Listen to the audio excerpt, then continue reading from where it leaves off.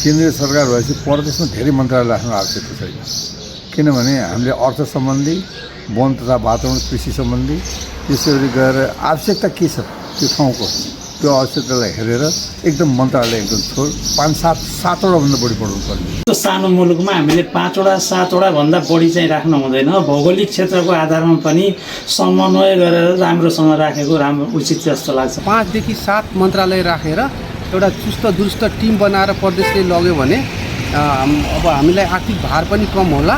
शिक्षा, स्वास्थ्य र अनि सामाजिक सांस्कृतिक मन्त्रालय 3वटा मन्त्रालय छुट्टै र मुख्यमन्त्री एउटा गरेर 4वटा।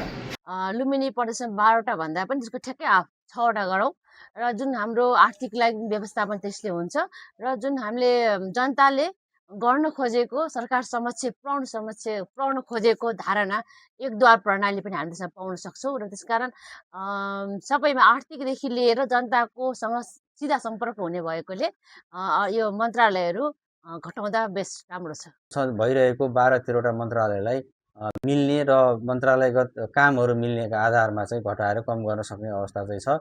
यो यसो गरियो भने चाहिँ जनतालाई पनि जनप्रतिनिधिहरूले चाहिँ अपेक्षा अनुसारको चाहिँ काम भइरहेछ भन्ने चाहिँ बुझ्छन् र सोही बमोजिम चाहिँ मन्त्रालय कम गर्ने, खर्चहरू कम गर्ने र प्रभावकारी कामलाई चाहिँ जोड दिन सकियो भने प्रदेश सरकारले 7 मन्त्रालय 7 मन्त्रीको अवधारणा सहितको विकास मोडल धेरैभन्दा धेरै रोजगार दिन सक्ने मन्त्रालयको प्रदेशको रूपमा विकास हुनुपर्छ र 7वटा प्रदेश मध्ये कुन चाहिँ प्रदेशले धेरैभन्दा धेरै कति जनतालाई रोजगारी दियो भन्ने खालको एउटा राम्रो सन्देश चाहिँ मन्त्रालयहरूले दिनुपर्छ।